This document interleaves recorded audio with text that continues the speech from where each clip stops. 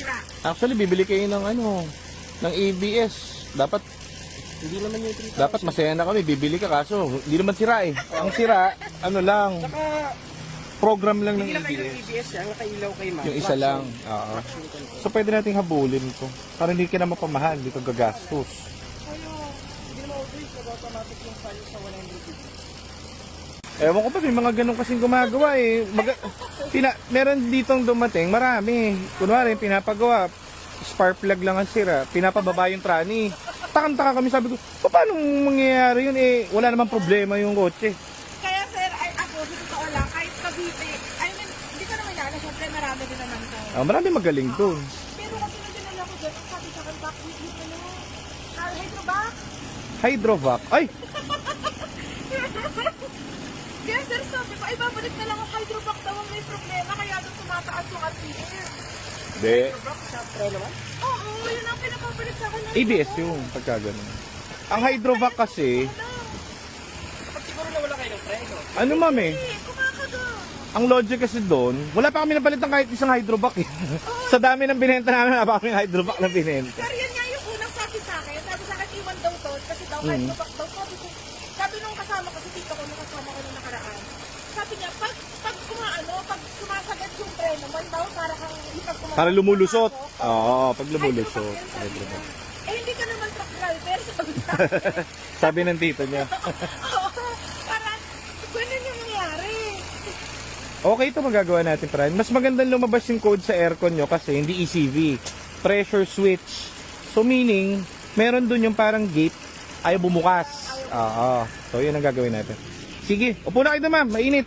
Alam na natin ang gagawin. Hindi ba overheat? Hindi. Nag-automatic siya sa 100. O, di okay pa yung ano niyan. Okay naman siya. Oh. Ang lamig na nung kanya, masaya na si ma'am. Oh, talas. Ma'am, malamig nga. Oo. Pero kulang pa. Kulang pa, yun nga. Pag yung nag-fan yan, iba yung lamig. Ano na?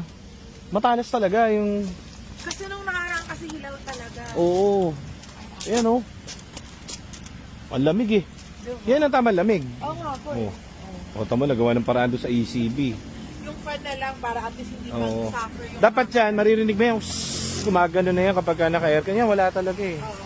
Pero at least, kahit pa paano, ma-under naman. Yun nga po. Pero yan ang next project natin, yung hanap tayo ng ano, ng ganyan. Kasi naka-ABS, kaso walang U3000 to.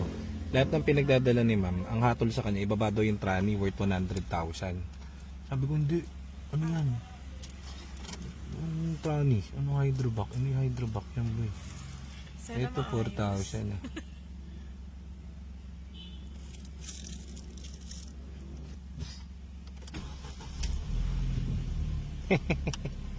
Gawa na ma'am.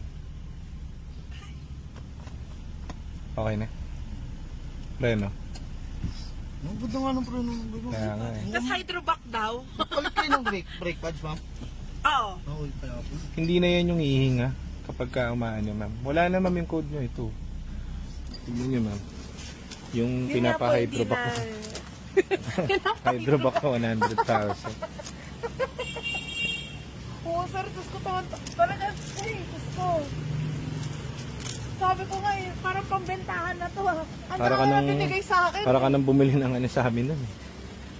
Fiesta ulit. Hydro. Sana bumili na lang ako, diba? Ay, buti hindi nyo pinagawa.